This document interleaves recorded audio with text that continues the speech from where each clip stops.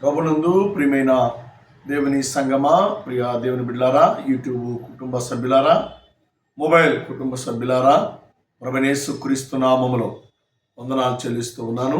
బాగున్నారా? మేల్కొండి. దేవుని మాటలు విని ఆత్మీయ మేలు పొందాలని ప్రభు పేరట ప్రభు నామములో మనం చేస్తూ ఉన్నాం. పిల్లరా, మరి మనం నిబంధన కలిగినటువంటి దేవుని కుమారుడుగాను దేవుని కుమార్తెలుగా మనము జీవించాలని ప్రభు పేరట ప్రభు నామములో మనం చేస్తూ ఉన్నాం. పిల్లరా, మనము నిబంధనతో మన జీవితాన్ని మనం కొనసాగిస్తే మనం ఎంతగానో దీవించబడతాం, ఎంతగానో దేవుని చేత, దేవుని ఆత్మ చేత మనము బలపరచబడతాం.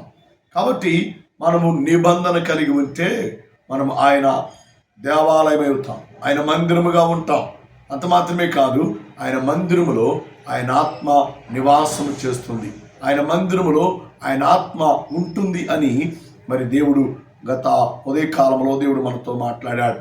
కాబట్టి మనల్ని మనము దేవునికి అర్పించుకొని మనము దేవుని యొక్క ఆత్మను నివసించేటువంటి పరిశుద్ధులముగా, పవిత్రులముగా, దేవుని కుమారుడు దేవుని కుమార్తెలుగా మనము జీవించాలని పరిశుద్ధాత్మ దేవుడు ఇష్టపడుతున్నాడు. పిల్లరా, మనము మన జీవితాలలో మనము దేవుని కొరకు జీవించే ఆత్మ సంబంధమైన మందిరముగా మనం ఉండాలి, ఆత్మ సంబంధమైన దేవాలయముగా మనం ఉండాలి. ఈ దేవాలయములో దేవుని ఆత్మ నివాసము చేస్తుంది, దేవుని ఆత్మ నివాసము ఉంటుంది అని దేవుని వాక్యము ద్వారా దేవుడు మనకు జ్ఞాపకం చేస్తున్నాడు. దేవుని యొక్క ఆత్మ ఉన్న ఈ దేవాలయము దేవుని కొరకే పనిచేయాలి, దేవుని కొరకే జీవించాలి. అప్పుడే నీ జీవితంలో మెండైన దీవెనలు, ఆశీర్వాదాలు దేవుడు నీకు అనుగ్రహిస్తాడు. కానీ ఈ దినాల ప్రియుల చాలామంది ఈ దేవుని ఆత్మ మనలో ఉందన్న సంగతిని మర్చిపోయి ఇష్టానుసారంగా ప్రవర్తిస్తున్నారు, విచ్చలవిడిగా ప్రవర్తిస్తున్నారు. భయంకరమైన పరిస్థితుల్లోనికి వారి జీవితాలు వారు కొనసాగించేవారుగా ఉన్నారు అని దేవుని వాక్యము ద్వారా దేవుడు మనకు జ్ఞాపకం చేస్తున్నాడు. దైవ గ్రంథంలో మనం గమనం చేస్తే నిర్గమాకాండము 20 అధ్యాయం 13, 14, 15 వచనాలు మనం గమనం చేస్తే నరహత్య చేయకూడదు.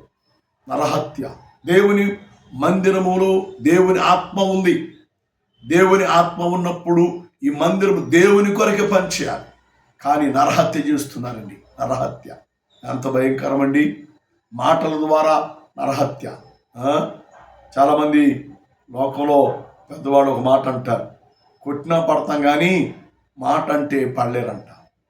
మాట కొరకు ఎంతోమంది చనిపోతున్నారు, మాట కొరకు ఎంతోమంది మరణిస్తూ ఉన్నారు, నరహత్య చేస్తూ ఉన్నారు. పిల్లరా, బాబు ప్రార్థనకి వెళుతున్నావు, ప్రార్థనకు వస్తున్నావు, దేవుని ఆత్మ నాలో ఉందని చెబుతున్నావు, కానీ నీవు నరహత్య చేసే మనస్తత్వాన్ని నువ్వు కలిగి ఉన్నావు అని దేవుని వాక్యము ద్వారా దేవుడు మనకు జ్ఞాపకం చేస్తున్నాడు. ఇలా 5 దినాల్లో మరి మొబైల్, యూట్యూబ్లు ఇవన్నీ వచ్చిన తర్వాత బాబు భార్య భర్తను చంపుతుంది, భర్త భార్యను చంపుతున్నాడు. భయంకరమైన పరిస్థితి అండి. నరహత్యలు లోక సంబంధమైనటువంటి ఆంక్షలకు, లోక సంబంధమైనటువంటి అలవాటు గురైపోయి బాబు భార్యను చూడలేదు, భర్తను చూడలేదు. నరహత్య. దేవుని వాక్యము ఎక్కడ పని చేయట్లేదు, దేవుని వాక్యమునకు ఎక్కడ ఇలువ లేదు, దేవుని వాక్యమునకు ఎక్కడ పిల్లరా నివాసం లేకుండా విచ్చలవిడిగా ఇష్టానుసారముగా ప్రవర్తిస్తూ ఉన్నారు. ఎంత భయంకరం అండి, ఎంత భయంకరం. సహోదరా, సహోదరి, చేతులు జోడించి మనం వచ్చేస్తున్నాను.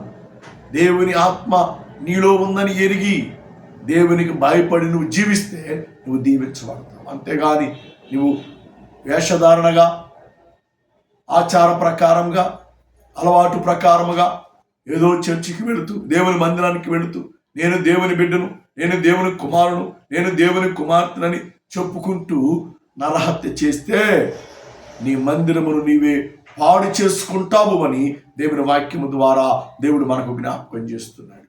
కాబట్టి మనం ఆ జీవితంలో మనం జీవించకూడదు, ఆ జీవితంలోనికి మనం పోకూడదు. పిల్లరా, ఎంత భయంకరం అండి, ఎంత భయంకరం. నరహత్య ఘోర పాపమని దేవుని వాక్యము ద్వారా దేవుడు మనకు జ్ఞాపకం చేస్తున్నారు. పిల్లరా, ఈ రోజున తల్లిదండ్రులే బిడ్డలు చంపుతున్నారు, బిడ్డలే తల్లిదండ్రులను చంపుతున్నారు. ఎంత నరహత్య అండి, వాక్యానికి భయపడట్లేదు.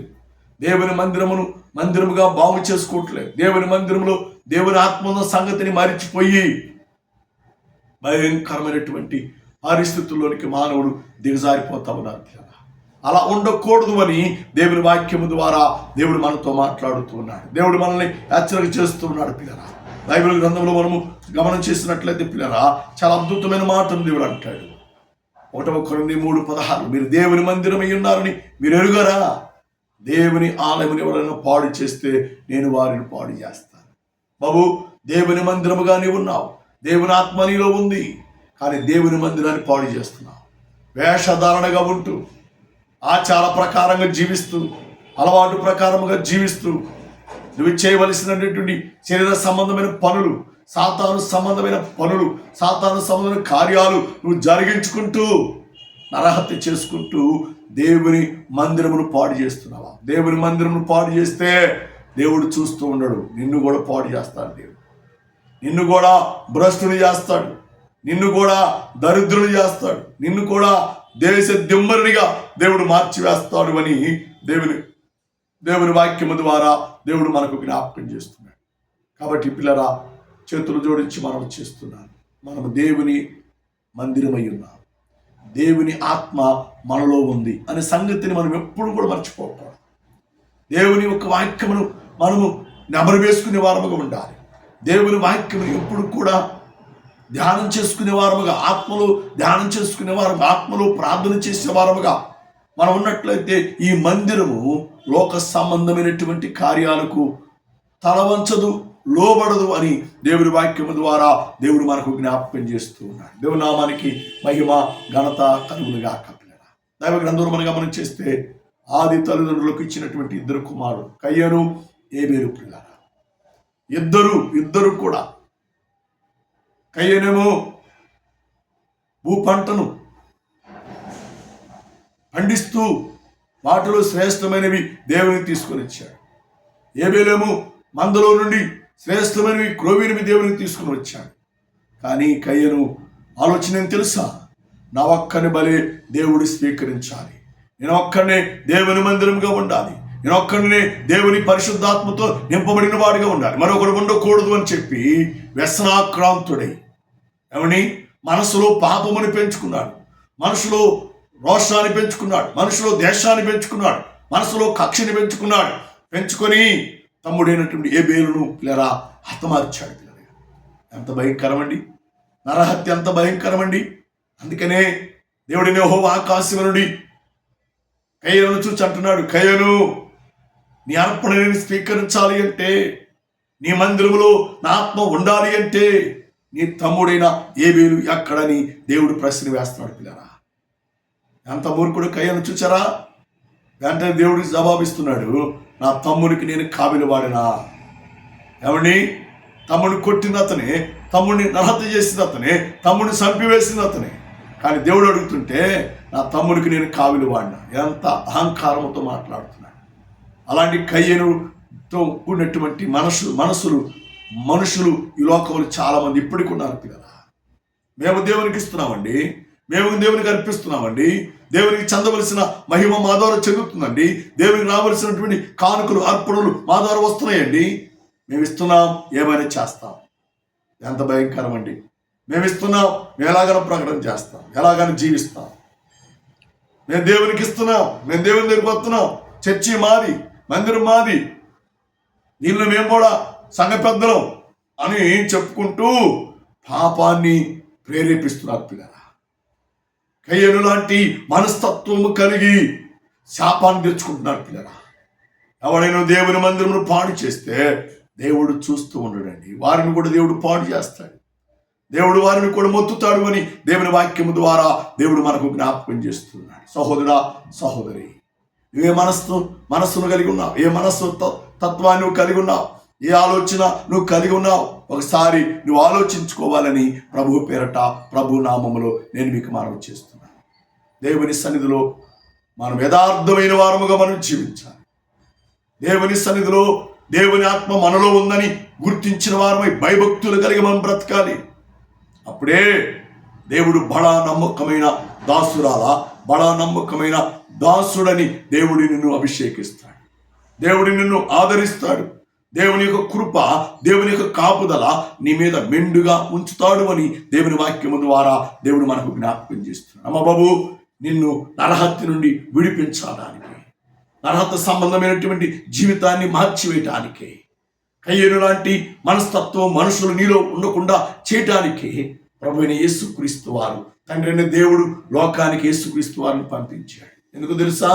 నీలో ఉన్న నరహత్యను తీసివేయాలని, నీలో నుండి పిల్లరా మూర్ఖత్వాన్ని తీసివేయాలని, నీలో ఉన్న కక్షలు కార్పణ్యాలు తీసివేయాలని, నిన్ను ఒక దేవాలయంగా చేయాలని, నిన్ను ఒక మందిరముగా చేయాలని, ఈ మందిరంలో ఈ దేవాలయంలో దేవుని ఆత్మ ఉండాలన్న ఉద్దేశంతోనే ఆయన లోకంలో నరావతారిగా జన్మించాడు. నేను పవిత్రమైనటువంటి క్రమశిక్షలో ఉంచు నిమిత్తమై ఆయన కొరడా దెబ్బలు తిన్నాడు. నీ పాపము బట్టి, నీ అపరాధమును బట్టి పిల్లరా, నీ మూర్ఖత్వాన్ని బట్టి పిల్లరా, నీ నరహత్య జీవితాన్ని బట్టి పిల్లరా, యేసుక్రీస్తు వారు తనకు తానే బలిగా అర్పణగా అర్పించబడ్డాడు. నీ కొరకు ఆయన కొరడా దెబ్బలు తిన్నాడు. రూపాన్ని కోల్పోయాడు, ఆకారాన్ని కోల్పోయాడు, సగసును కోల్పోయాడు. ఎందుకో తెలుసా? నువ్వు దేవుని మందిరముగా ఉండాలని. ఎందుకో తెలుసా? దేవుని ఆత్మ నీలో నివాసం చేయాలని. ఎందుకో తెలుసా? నీలో ఉన్న నరహత్య సంబంధమైనటువంటి కార్యములు దూరం చే నిమిత్తమై ఆయన రక్తమును నీ కొరకు సిందించాడు. ఆయన రక్తమును నీ కొరకు దారపోసాడు. ఆయన రక్తమును నీ కొరకు పిల్లరా ఆఖరి బొట్టు వరకు పిల్లరా కార్చాడు పిల్లరా. ఎందుకంటే నిన్ను పవిత్రునిగా చేయాలి, నిన్ను పరిశుద్ధునిగా చేయాలని ఆయన నిన్ను దేవుని మందిరముగా, దేవుని ఆలయముగా ఉంచు నిమిత్తమై ఆయన 3 మ్రేకుల మధ్య కొట్టబడి వేలాడి తీయబడ్డాడు. నిన్ను బ్రతికించు నిమిత్తమై, నీ క్రియలు నీ క్రియలు నీలో నుండి తీసివే నిమిత్తమై, నీలో ఉన్నటువంటి పాప జీవితాన్ని కొట్టివే నిమిత్తమై ఆయన తనకు తాను బలిగా అర్పణగా అర్పించబడ్డాడు. ఎందుకంటే వీళ్ళందరము దేవుని మందిరమై ఉండాలి. బోధించి నేను కానివ్వండి, వింటున్నాను మీరు కానివ్వండి, దేవుని మందిరముగా ఉండాలని దేవుడు కోరుకుంటున్నాడు. దేవుని మందిరముగా ఉన్నవారు ఏ పాప సంబంధమైన కార్యాలు చేయకూడదు. దేవుని ఆత్మ మనలో ఉందని ఎరిగిన వారు నరహత్యలు చేయకూడదు, అబద్ధములు ఆడకూడదు, మోసపూరితమైన కార్యాలు చేయకుండా దేవుని అందరి భయభక్తులు కలిగి నువ్వు జీవించాలి అని దేవుని వాక్యము ద్వారా దేవుడు మనకు జ్ఞాపకం చేస్తున్నాడు. అందుకనే బాబు, యవ్వన రక్తమును ఆయన నీ కొరకు దారపోసాడు. యవ్వన రక్తము నీ కొరకు పిల్లరా సిందించాడు. ఆయన వైపు చూచి నీ స్థితిగతులు మార్చుకుంటావా? నీ పరిస్థితులు మార్చుకుంటావా? నీ అలవాట్లు మార్చుకుంటావా? నీ మూర్ఖ స్థితిని పోగొట్టుకుంటావా? నరహత్య జీవితాన్ని పోగొట్టుకుంటావా? కక్షలు కార్పణ్యాలు పోగొట్టుకొని దేవుని మందిరముగా నేను ఉంటాను ప్రభు అని నువ్వు తీర్మానం చేసుకుంటే ఆయన కార్చిన ఇలువని రక్తదారులకు విలువ ఉంటుంది, ప్రయోజనం కలుగుతుంది అని ప్రభు పేరట ప్రభు నామములో నేను మీకు మనవి చేస్తున్నాను. కాబట్టి పిల్లలని ముగించిపోతున్నాను. మనల్ని మనం దేవునికి అర్పించుకుందాం. మనమే దేవుని మందిరం, మనమే దేవుని ఆలయం.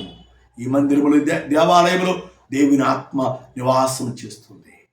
దేవుని ఆత్మ నివాసం చేస్తున్న ఈ సమయంలో ఇలా దేవుని ఆత్మ మన నుండి తీసివేయటానికి సాతాను ఎన్నో ప్లాన్లు చేస్తూ ఉంటాడు, ఎన్నో ఆలోచన చేస్తూ ఉంటాడు, ఎంతో భయంకరమైనటువంటి పరిస్థితుల్లోనికి మనం తీసుకువెళుతుంటాడు. సాతాను సంబంధ క్రియలను మనం జయించి యేసుక్రీస్తు నా కొరకు రక్తమును చిందించాడు, నా కొరకు ప్రాణమును దానముగా పెట్టాడని ఎరిగిన వారమై ఈ మందిరమును పాడు చేయక, ఈ మందిరమును దేవుని యొక్క ఆత్మతో నింపుకున్న వారమై దేవునికి లోబడి మనం జీవించి ఇచ్చే రాజ్యానికి, పరలోక రాజ్యానికి వారసులు కావాలని ప్రభు పేరట ప్రభు నామములో మనం చేస్తున్నాం. దేవుడి మాటలు, దేవుడి వాక్యాన్ని మనందరూ దీవించి ఆదరించి ఆశీర్వదించును గాక. ప్రార్థన చేద్దాం. కృపామయుడా, ప్రేమికుల మా తండ్రి, ఇంతవరకు మా మధ్య మీరున్నారు.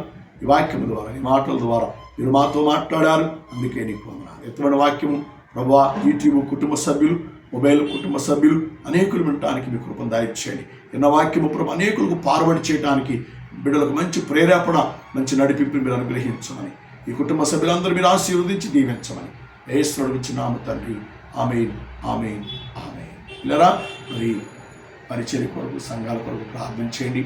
సంఘాలను, పరిచయను దేవుడు బహుగా దీవించి ఆదరించి ఆశీర్వదించినట్లుగా, దేవుడు సహాయం చేయనట్లుగా, ఆయన కృపలో బలపరుచున్నట్లుగా మీ అందరి ప్రార్థనలు మీరు అందరూ కూడా గుర్తుపెట్టుకొని ప్రార్థన చేయాలని ప్రభు పేరట ప్రభు నామంలో మనవి చేస్తున్నాను. తండ్రి దయ, కుమారుని ప్రేమ, పరిశుద్ధాత్మ సహవాస సంబంధం ప్రార్థించిన ప్రతి నిమిషమునకు కూడిన మనందరికీ దేవాని మొరపెట్టు ప్రతాత్మకు సకల పరిశుద్ధులకు ఆయన రాకడ వరకు తోడి నడిపించి దీవించి సంరక్షించి కాపాడి ఆశీర్వదించునుగాక.